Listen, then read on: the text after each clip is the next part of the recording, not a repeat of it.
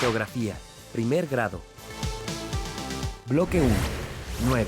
Elementos y factores del clima. Elementos y factores del clima. ¡Hola! Tlali y yo preparamos maletas para el próximo Congreso de Geografía. Hagamos contacto con el Centro de Comando Geográfico. Hola, así es, Edmundo me acompañará a Krill, Chihuahua, donde se llevará a cabo el evento que... Edmundo, no dejes tu chamarra. El Congreso es muy importante para los geógrafos Tlali, porque... ¿por qué debería llevar una chamarra a Chihuahua? Es verano, hace mucho calor. Ese estado tiene temperaturas muy altas en verano, pero en Krill el clima es semifrío subhúmedo por la altitud a la que se localiza. La altitud es un factor del clima que puede influir en los elementos del clima, como la temperatura. ¿Elementos y factores del clima? ¿Tienes tiempo para explicarnos a qué te refieres con eso y cuáles son? Claro, vamos a ver esta infografía.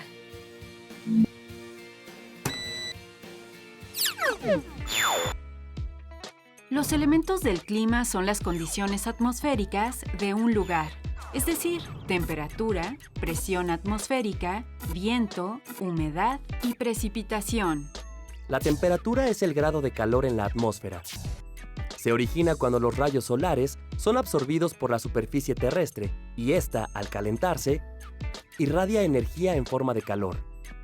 La presión atmosférica se refiere a la fuerza que una columna de aire ejerce sobre un lugar de la superficie terrestre. El viento, es decir, el aire que se mueve, se produce por la diferente presión atmosférica entre dos lugares. Por lo general, se desplaza de zonas de alta presión hacia regiones de baja presión. La humedad es la cantidad de vapor de agua en el aire y proviene de la evaporación de los cuerpos de agua. El último elemento, la precipitación, se refiere a la cantidad de agua que cae sobre una región en forma de lluvia, nieve o granizo, según la temperatura. Ahora bien, todos los elementos son modificados por los factores del clima, y su interacción provoca que este último sea distinto de un lugar a otro.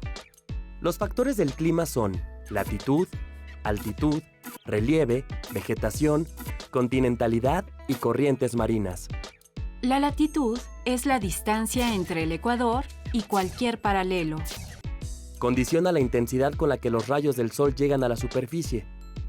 Por eso las regiones cercanas al ecuador tienen temperaturas superiores a la de los polos. La altitud indica la distancia vertical entre un lugar y el nivel medio del mar. A mayor altitud, menor presión atmosférica y temperatura. El relieve es la configuración de la superficie terrestre. Las montañas alteran el desplazamiento de los vientos e influyen en la precipitación. La vegetación regula la temperatura y humedad de un lugar. A mayor vegetación, mayor humedad. La continentalidad se refiere a la distancia de un lugar con respecto a un cuerpo de agua. Las regiones cercanas a los océanos tienen temperaturas constantes y abundante humedad. Las más alejadas son secas y presentan temperaturas extremas. Finalmente, las corrientes marinas influyen tanto en la temperatura como en la humedad de las regiones por donde pasan. Las corrientes cálidas aumentan la temperatura de las zonas costeras localizadas en regiones frías. Además, traen consigo humedad. Las corrientes frías producen aire seco.